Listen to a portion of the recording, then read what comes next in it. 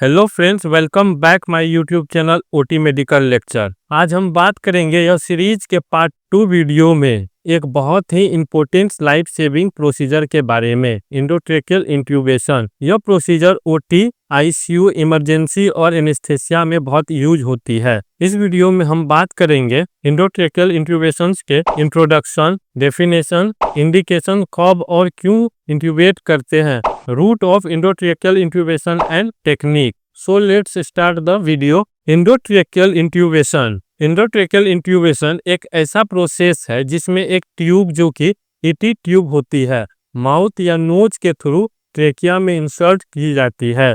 तो चलिए हम लोग आगे इसको समझते हैं। एंडोट्रेकियल इंट्यूबेशन, इसका डेफिनेशन को हम लोग समझते हैं क्या होता है। सबसे पहले, it is the placement of A tube into the trachea, यानी विंड पाइप। विंड पाइप में क्या करते हैं हम लोग, प्लेसमेंट करते हैं। एक ट्यूब जो होता है ईटी ट्यूब, जिसको एंडोट्रेकियल ट्यूब कहा जाता है, उसको इंसर्ट करा जाता है। जिस तरह से आप इसमें देख रहे हैं, इसको हम लोग क्या बोलते हैं, एंडोट्रेकियल ट्यूब। इसको इंसर्ट करा जाता है इसमें ट्रेकिया में, जिसको हम लोग विंड पाइप भी कहते हैं। In order to maintain and open airway in patients who are unconscious और unable to breathe on their own. यानी कि इसमें क्या होता है कि हम लोग ओपन एयरवे, जब पेशेंट को हम लोग मेंटेन करते हैं, इसमें इसका ऑर्डर क्या होता है कि मेंटेन करा जाता है एयरवे को। जब पेशेंट्स क्या होता है, अनकॉन्शियस होता, अनेबल रहता है ब्रीथ करने में, जो खुद से अपना ब्रीथ करने में एबल नहीं रहता है, उस टाइम में हम लोग इसका यूज करते हैं एंडोट्रेकियल इंट्यूबेशन। तो आगे हम लोग इसको समझते हैं कि किस तरह से इसको इंट्यूबेट करा जाता है। सबसे पहले यहाँ पे आप जो देख रहे हैं इस फिगर में, इसको बोलते हैं वोकल कॉर्ड। इस एरिया में क्या होता है, टंग होती है। इस एरिया में टंग होती है और यहाँ पे जो है इसको एपिग्लोटिस बोलते हैं। इस एरिया को जो आप देख रहे हैं इसको एपिग्लोटिस बोलते हैं। ये जो आप दिख रहा है इसको एपिग्लोटिस बोला जाता है और इसको हम लोग ग्लोटिस बोलते हैं। इस जो फ्लैप को देख रहे हैं इसको ग्लोटिस कहा जाता है और नीचे जो आप इसको देख रहे हैं इसको ट्रेकिया का आपको रिंग्स दिख रहा होगा। तो आई होप ये क्लियर हो रहा होगा कि किस तरह से ये होता है। चलिए एक बार फिर आप लोगों को समझाते हैं। आपको ये फिगर दिखता होगा, इसको बोलते हैं एपिग्लोटिस। ये क्या करता है, जब जब फूड हमारे माउथ से आता है तो ये क्या करता है, इसको कवर कर लेता है। इसको कवर कर लेता है, ग्लोटिस को कवर कर लेता है, जिससे प्रिवेंट होता है ट्रेकिया यानी कि विंड पाइप में फूड ना जाए। इसके लिए एपिग्लोटिस इसको कवर कर लेती है इस एरिया को। तो ये इसी का काम है, हमको विजुलाइज करना है इसी एरिया को। इसका एनाटॉमी को पहले समझिए कि क्या होता है। एंडोट्रेकियल जो इंक्यूबेशन हम लोग जो करते हैं, तो यहाँ पे ट्रेकिया को हम लोग यहाँ से पास कराते हैं। सबसे मेरा यही विजुलाइज करना होता है, एपिग्लोटिस विजुलाइज हो पा रहा है या नहीं। तो एपिग्लोटिस का ही हम लोग विजुलाइज करने के लिए इसका कोशिश करते हैं। जैसे कि इसमें आपको दिख रहा होगा, इसी को बोलते हैं हम लोग एपिग्लोटिस। इसका इस साइड में टंग है और इस साइड में यहाँ पे एसोफेगस है और यहाँ से जो आपको ये दिख रहा होगा इसको हम लोग बोलते हैं ग्लोटिस। ये इसी को फ्लैप, ये क्या होता है, ओपन होता है, क्लोज होता है। जब हम लोग वॉइस करते हैं तो इसी से होता है, ओपन और क्लोज होता है, इससे वाइब्रेशन के थ्रू वॉइस निकलता है। तो आई होप ये क्लियर हो रहा होगा कि किस तरह से इसको इंट्यूबेट करते हैं। जैसे यहाँ पे वोकल कॉर्ड है तो यही है वोकल कॉर्ड यहाँ पे होता है, और ट्रेकिया आपको यहाँ पर दिख रहा होगा, ट्रेकिया और लंग। तो हम लोग इसीलिए एंडोट्रेकियल इंट्यूबेशन करते हैं, इसी के थ्रू करते हैं। इस सीरीज का जो एनाटॉमी वाले वीडियो अगर आप नहीं देखे हैं तो उसे जा करके पहले एक बार देख ले, और अच्छे से अगर क्लियर हो जाए तो ये आपको बहुत अच्छे से क्लियर होता होगा। तो चलिए आगे हम लोग समझते हैं। तो इसको क्यों किया जाता है, तो ऑक्सीजन देने के लिए। पेशेंट प्रॉपर ऑक्सीजनेशन नहीं कर पाता है, उस टाइम में हम लोग उसको देते हैं। प्रॉपर ब्रीदिंग नहीं खुद से कर पाता, अनकॉन्शियस होता है, उस टाइम में हम लोग इंट्यूबेट करते हैं पेशेंट को। एनेस्थेसिया, जब ड्यूरिंग सर्जरी हम लोगों को सर्जरी करना होता है तो एनेस्थेसिया प्रोवाइड करते हैं, उस टाइम में इंट्यूबेट करते हैं। And other gases medications can be deliver through the tube, यानी यही ट्यूब से हम लोग डिलीवर करते हैं। जब पेशेंट अनकॉन्शियस रहता है उस टाइम में हम लोग करते हैं। चाहे पेशेंट का अपर एयरवे में कोई ऑब्स्ट्रक्शन आ जाए, उस टाइम में हम लोग इसको परफॉर्म करते हैं। तो आई होप ये क्लियर हो गया होगा। ईटी ट्यूब आपको दिख रहा होगा कैसे होता है। ईटी ट्यूब के बारे में आप लोग जानते होंगे। ये ट्रेकिया है, ट्रेकिया भी देख रहे हैं। तो आगे हम लोग अब समझते हैं इसको। आगे यहाँ पर इंडिकेशंस फॉर एंडोट्रेकियल इंट्यूबेशंस, इसका इंडिकेशंस क्या होता है उसको हम लोग पहले समझते हैं कि कब और क्यों इसका यूज करा जाता है, कब इसका यूज होगा उसको हम लोग इसको समझते हैं। रेस्पायरेशन में सबसे पहले हम लोग समझते हैं रेस्पायरेशन में इसका यूज कब होता है, एपनिया, यानी एपनिया के टाइम में इसका यूज होता है। एपनिया क्या होता है इसको हम लोग पहले समझते हैं। ये एक क्या होता है, स्लीप डिसऑर्डर होता है। क्या होता है, एक स्लीप डिसऑर्डर है ये। इसमें क्या होता है, जब patient in which conditions of breathing repeated stops and starts, यानी कि क्या होता है, पेशेंट अपना जो ब्रीदिंग करता है कभी स्टॉप हो जाता है एंड कभी फिर स्टार्ट करता है, तो इसको हम लोग स्लीप डिसऑर्डर बोलते हैं। यानी कि जब स्लीप में पेशेंट होता है उस टाइम में क्या होता है, ब्रीदिंग में डिफिकल्टीज आने लगता है, उसको हम लोग बोलते हैं एपनिया। एपनिया वर्ड आप पहले भी सुने होंगे, इस टर्म को समझ रहे होंगे कि क्या होता है, स्लीप डिसऑर्डर होता है। उसके बाद एक्यूट रेस्पिरेटरी फेल्योर, यानी रेस्पिरेटरी फेल्योर जो होता है, एक्यूट रेस्पिरेटरी फेल्योर। एक्यूट क्या होता है, डेवलप सडनली, जो सडनली अगर कोई प्रॉब्लम आ जाता है, रेस्पिरेशन में दिक्कत होने लगता है, ब्रीदिंग प्रॉपर नहीं कर पाता, इनहेल और एक्सहेल पेशेंट नहीं कर पाता, उस टाइम में हम लोग इंट्यूबेट करते हैं टू कंट्रोल ऑक्सीजन डिलीवरी। अब देखिए कंट्रोल हम लोग क्या करते हैं, इसमें ऑक्सीजन डिलीवरी कंट्रोल इसमें करते हैं। सबसे पहले इस ये देखिए कंट्रोल कैसे होता है, जब पेशेंट अनकॉन्शियस होगा, चाहे ट्रॉमेटिक होगा, कोई अदर कंडीशन होगा, उस टाइम में हम लोग ऑक्सीजन डिलीवर करने के लिए इंट्यूबेट करते हैं पेशेंट को। टू कंट्रोल वेंटिलेशन, यानी कि वेंटिलेशन जो हम लोग करते हैं, वेंटिलेटर से इसको कंट्रोल करते हैं पेशेंट को, उस टाइम में भी इसका यूज हम लोग करते हैं। कार्डियो पल्मोनरी अरेस्ट, यानी कार्डियो, आप लोग कार्डियो पल्मोनरी समझ रहे होंगे, कार्डियो क्या होता है, हार्ट होता है, एंड पल्मोनरी क्या होता है, लंग होता है। ये सब समझ रहे होंगे कि क्या होता है कार्डियो पल्मोनरी अरेस्ट, यानी जिस टाइम में अगर हार्ट और लंग में भी अगर कोई प्रॉब्लम होगा तो ब्रीदिंग प्रॉपर नहीं ले पाएगा पेशेंट, उस टाइम में भी हम इसका यूज करेंगे। देखिए कब कब इसका परफॉर्म कब करेंगे हम लोग इंट्यूबेशंस को, आई होप ये क्लियर हो रहा होगा कि किस तरह से होता। अपर एयरवे ऑब्स्ट्रक्शन, जब अपर एयरवे ऑब्स्ट्रक्शन में आ जाएगा, जैसे कि फेरिंग्स हो गया, माउथ में कोई ऑब्स्ट्रक्शन आ जाएगा, उस टाइम में हम लोग इसका यूज करेंगे। नेजल कैविटी में कोई ऑब्स्ट्रक्शन आएगा, उस टाइम में करेंगे। जैसे ट्रॉमा टू द एयरवे, यानी एयरवे में अगर कोई ट्रॉमा वगैरह हो जाएगा तो फिर हम लोग इंट्यूबेट पेशेंट को करते हैं। देन इसमें क्या है, इसमें न्यूरोलॉजिकल भी डिसऑर्डर्स होता है, तो आइए उसको भी हम लोग समझते हैं। जैसे कि न्यूरोलॉजिकल, अगर हमारा न्यूरॉन यानी ब्रेन से रिलेटेड अगर कोई भी फंक्शन में अगर डिफिकल्टीज आएगा, अगर प्रॉपर वर्क नहीं कर पाएगा, फंक्शन नहीं करेगा, उस टाइम में भी हम इसका यूज करते हैं। तो ये अब कैसे होता है, जैसे कि वेगस नर्व होता है, वेगस नर्व का जो ब्रांचेज होता है, वेगस नर्व का जो ब्रांच होता है वह आता है, उसको हम लोग बोलते हैं ब्रोंकियल ब्रांच। ब्रोंकियल ब्रांच आकर के हमारा जो लंग होता है, लंग में डायफ्राम होता है, डायफ्राम को कॉन्ट्रैक्ट करता है, फिर रिलैक्स करता, कॉन्ट्रैक्ट करता, रिलैक्स करता। अगर वो प्रॉपर नहीं काम कर पाता है, जैसे क्या होता है, इनवॉलेंट्री होता है, ऑटोनोमिक रिस्पॉन्ड करता है, अगर उस टाइम में अगर नहीं रिस्पॉन्ड कर पाता है, तब उसको हम लोग बोलते हैं इनएडिक्वेट चेस्ट वॉल फंक्शन या absence of protective airway reflexes. यानी कि उस टाइम में हम लोग करते हैं कि एडिक्वेट इसका चेस्ट का जो वॉल का फंक्शंस नहीं हो पाएगा, न्यूरोलॉजिकल प्रॉब्लम हो जाएगा, ब्रेन से रिलेटेड कोई और कंडीशंस जैसे होता है, तो उस टाइम में इस तरह से कंडीशन देखा जाएगा। जैसे वेगस नर्व में कोई डिफिकल्टीज आ जाएगा, चाहे वो डैमेज हो जाएगा, उस टाइम में नहीं प्रॉपर पेशेंस ले पाएगा अपना ब्रीदिंग, तो हम इसको परफॉर्म करेंगे। उसके बाद देखिए यहाँ पर क्या होता है, ग्लास गो कोमा स्केल होता है, ग्लास गो कोमा स्केल, जो हम लोग पिछले वीडियो में इसको कवर कर चुके हैं, इसका भी लिंक आपको डिस्क्रिप्शन में दे देंगे, इसको भी आप जा करके देख लेंगे कि ग्लास गो कोमा स्केल्स क्या होता है। इसको थोड़ा सा समझ लेते हैं, इसका स्केल कितना होता है, 3 से लेकर के 15 तक होता है, और इससे हम लोग पता कर पाते हैं कि इसमें क्या होता है। जैसे 8 से कम होता है तो पेशेंट अनकॉन्शियस हो जाता है, यानी कि वो प्रॉपर अपना बॉडी फंक्शन ही नहीं कर पाता, तो उस टाइम में भी हम लोग इंट्यूबेट करते हैं पेशेंट्स को, वेंटिलेटर पे पेशेंट्स को देते हैं, फिर पेशेंट्स अपना ब्रीदिंग ले पाता है। ये क्लियर हो रहा होगा।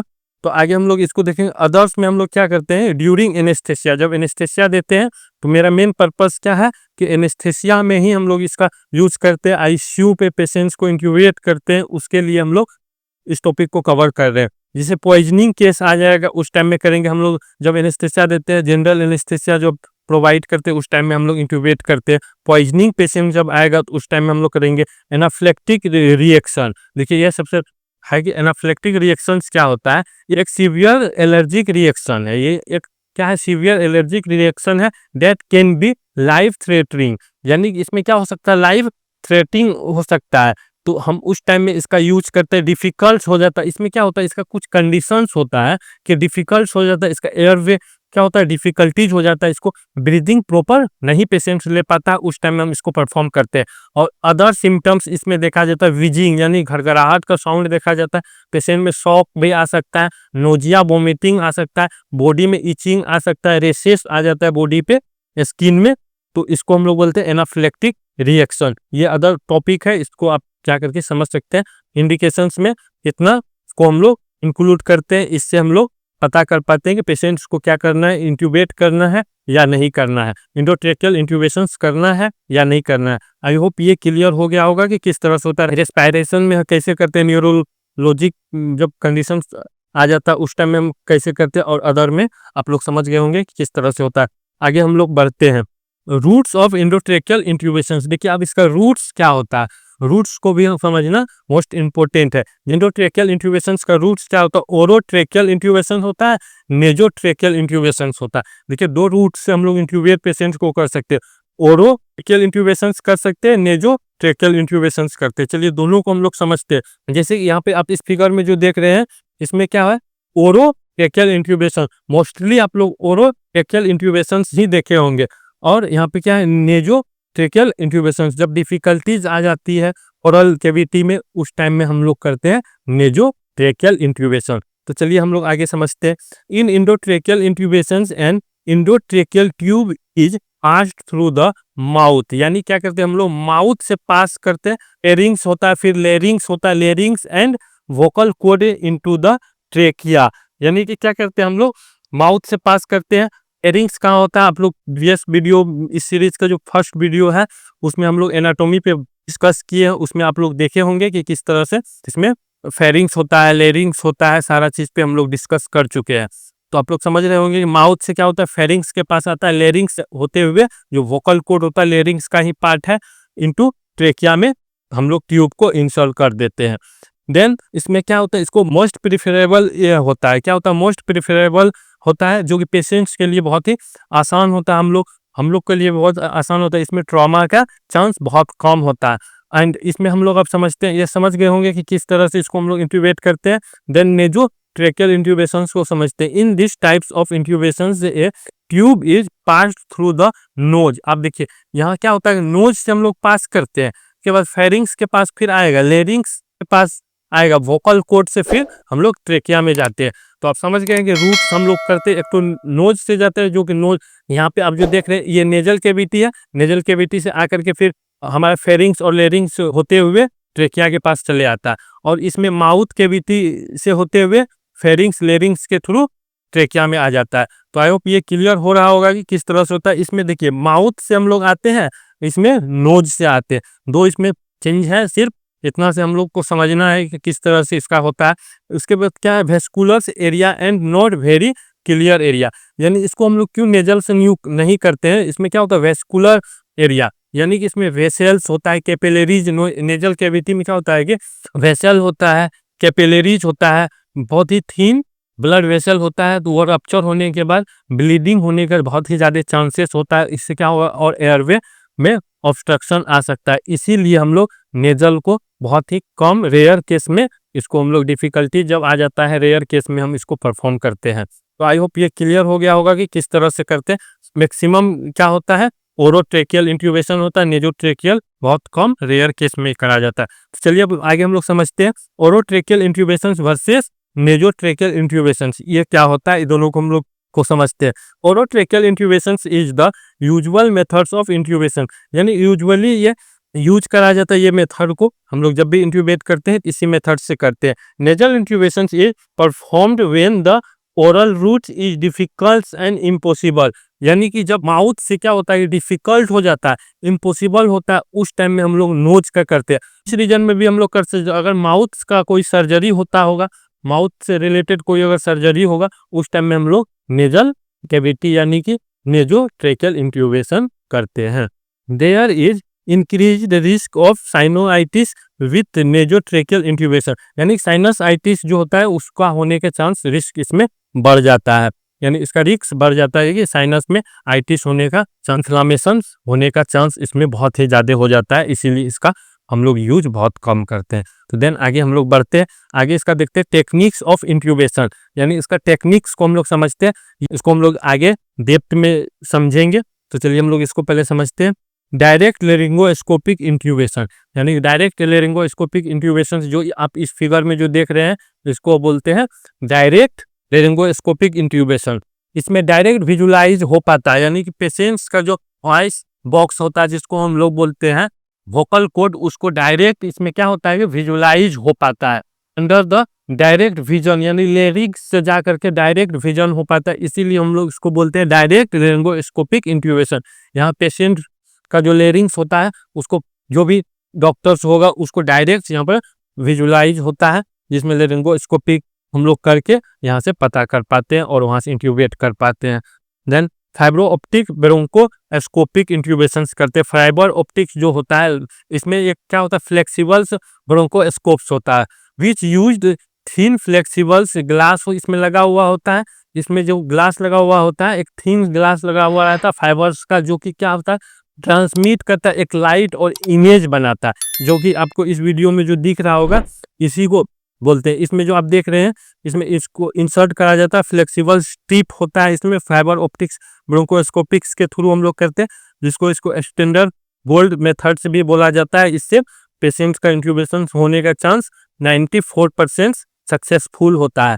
तो आगे हम लोग अब समझते हैं इसका blind nasal intubation. Blind nasal intubation यानी नोज से हम लोग इंट्यूबेट करते हैं पेशेंट को। इसमें क्या इस टेक्निक में जो होता है कि नोज से हम लोग इंट्यूबेट करते हैं through the nose without direct visualise of vocal cord, यानी कि इसमें क्या होता है वोकल कोड होता है उसको हम लोग डायरेक्ट विजुलाइज नहीं कर पाते हैं, इसीलिए इसको ब्लाइंड नेजल इंट्यूबेशन करते हैं, यानी कि इसमें हम लोग वोकल कोड को देख ही नहीं पाते हैं, डायरेक्ट इसमें इंट्यूबेट करते हैं। उसके बाद क्या है रेट्रोग्रेड इंट्यूबेशन। ये इंट्यूबेशन में क्या होता है रेट्रोग्रेड इंट्यूबेशन में, रेट्रोग्रेड इंट्यूबेशन एक प्रोसीजर है, इसमें inserts into the trachea by first passing a guide wire और catheter through the cricothyroids membranes in the neck, यानी क्रिकोइड्स जो यहाँ पे बोन होता है, यहाँ पे आपको बोन दिख रहा होगा, क्रिकोइड्स बोन जो होता है, यहाँ पर कार्टिलेज दिख रहा है, ये बोन होता है। यहाँ पे क्या करते हैं गाइड वायर को हम लोग पहले इंसल्ट करते हैं, इंसल्ट करके फिर यहाँ से वोकल कॉर्ड से होते हुए माउथ से आ जाता है। जब गाइड वायर आ गया तो इसी के सहारे इसके मदद से क्या करते हैं हम लोग इंट्यूबेट करते हैं। तो इसमें जब एटी ट्यूब को डाल करके इसको धीरे धीरे इंसल्ट करते हैं तो ये अपना पोजीशन पे चला जाता है। तो इसको हम लोग आगे डेप्थ में इसको डिटेल में भी पढ़ेंगे, फिर आप लोग को टेक्निक्स को का नाम और इसको थोड़ा सा हम लोग डिस्कस कर रहे हैं और इसको हम लोग आगे नेक्स्ट वीडियो में डेप्थ में इसको डिस्कस करेंगे। उसके बाद क्या है rapid sequence intubation. Rapid sequence intubation को हम लोग समझते हैं। इसमें क्या होता है इसको हम लोग कब करते हैं कि इमरजेंसी है, ये इमरजेंसी होता है जब स्टोमक फुल होता है, जब इमरजेंसी पेशेंट आता है स्टोमक में क्या होता है फुल होता है, एस्पिरेशंस होने का चांसेस बहुत ज़्यादा हो जाता है। एस्पिरेशंस जब होगा तो क्या होगा कि यहाँ से ट्रेकिया में जब ये देख रहे हैं ये क्या है एसोफेगस लाइन है, इससे एस्पिरेशन होगा तो माउथ से जो कंटेंट आएगा वो चले जाएगा ट्रेकिया में। ट्रेकिया में अगर चले जाएगा तो यहाँ से कोलैप्स होने का चांस बढ़ जाता है। तो इसीलिए हम लोग इसमें क्या करते हैं क्रिकोइड्स जो कार्टिलेज होता है उस पर प्रेस करके, जब प्रेस करेंगे उस टाइम में जो एसोफेगस का लाइन होता है वो ब्लॉक हो जाता है और एस्पिरेशन भी होगा तो वो बाहर नहीं जाएगा। तो ये परफॉर्म कब किया जाता है जब पेशेंट्स इमरजेंसी कंडीशन में हो, उसको रैपिडली हमको क्या करना होता है इंट्यूबेशन करना होता है, इंट्यूबेट करना होता है पेशेंट को। उस टाइम में हम इस टेक्निक को फॉलो करते हैं। आई होप ये क्लियर हो गया होगा। सभी टेक्निक को हम लोग डिटेल में अगले नेक्स्ट वीडियो में और समझेंगे।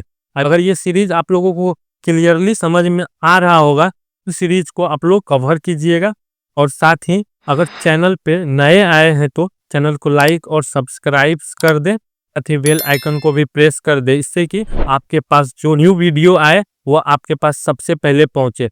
वैसे ही पढ़ते रहे, सीखते रहे, प्रैक्टिस करते रहिए। Thank you for watching.